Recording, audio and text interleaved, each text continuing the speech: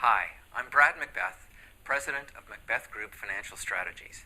Thanks for joining me today and allowing me to show you how you can make your house payment tax deductible in Canada and potentially pay off your house and debts in half the time or even less, experiencing thousands of dollars in interest cost reductions and tax savings. First, I want to tell you about a couple of principles that guide our approach to this strategy.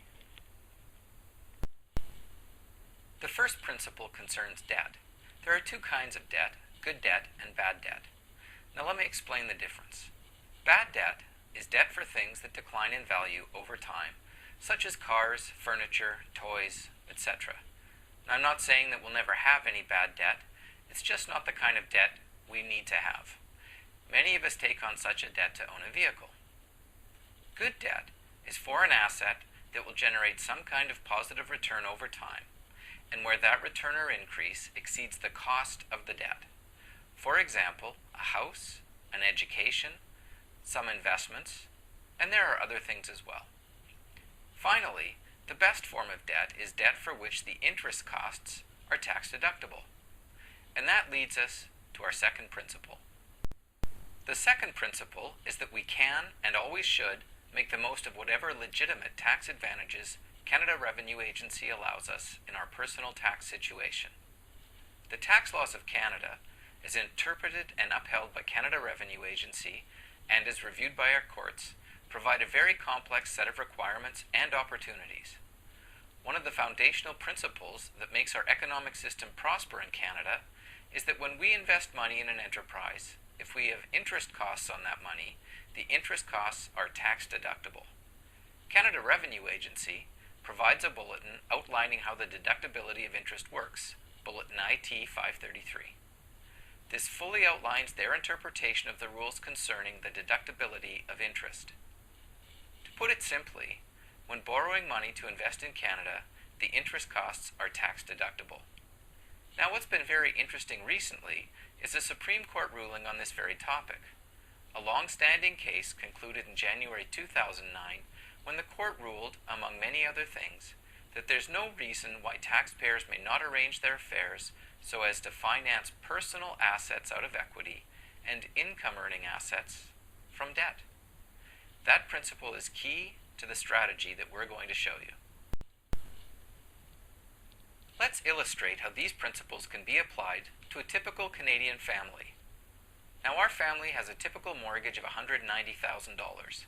At current rates, a mortgage in that range would take 25 years to pay off, while costing $1,198 monthly. That's before paying property taxes or any insurance costs. Over 25 years, this family will pay $378,551 just to pay off the original mortgage of $190,000.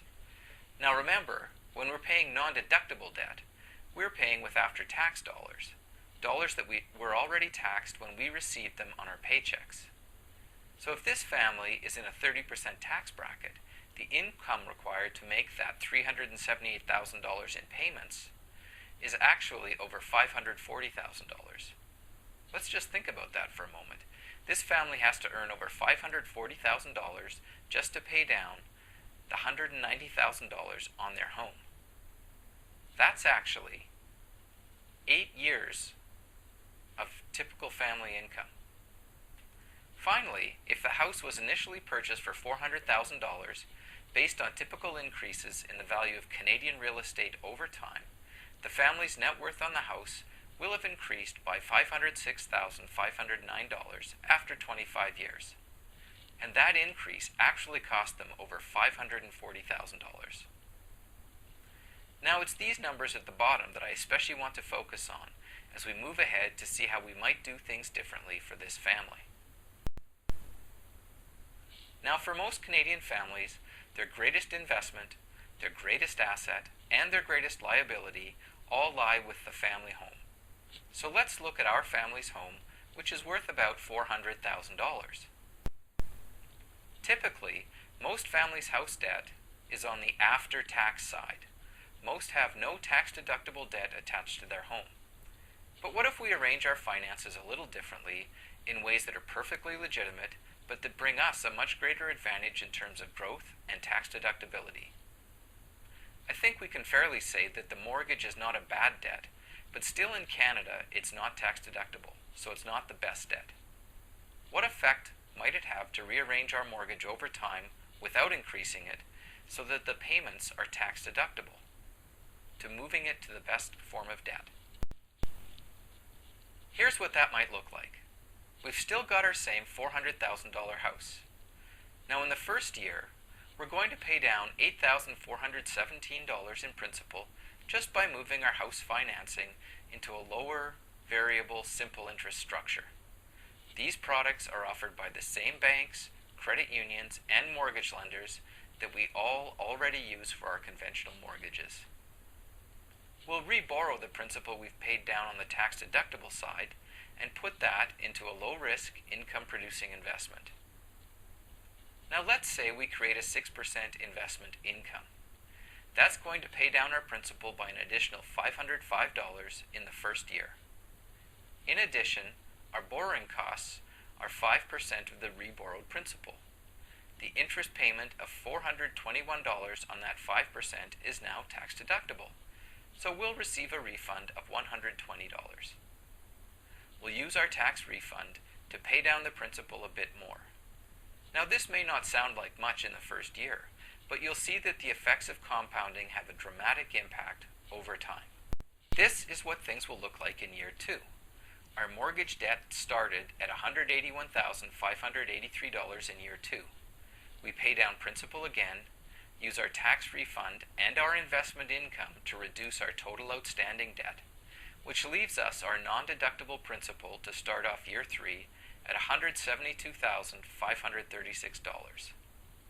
We'll then re-borrow the principal we paid down in year 2, $9,047, which will increase our investment income and our tax deductibility in the next year. You can see how compounding is already having a dramatic effect on our debt. By continuing on this course, year after year, the effect of compounding will move all of the debt associated with our house to the tax-deductible side in 15.8 years.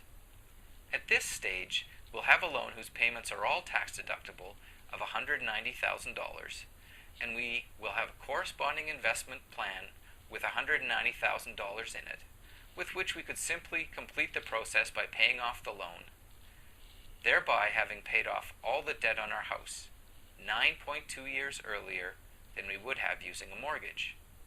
We will have paid off our house debt with a total of $227,140, which before taxes would require $324,487 in income.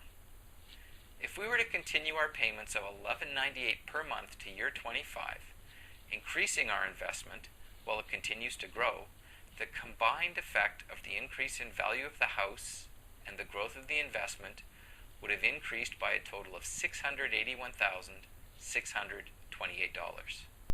Finally, let's compare the scenarios. Following the bank's plan for our life, which is really a plan for their prosperity, not ours, the total cost to pay principal and interest on the mortgage would be $359,400. This requires $513,429 in pre-tax income, compared to just over $320,000 following our new strategy.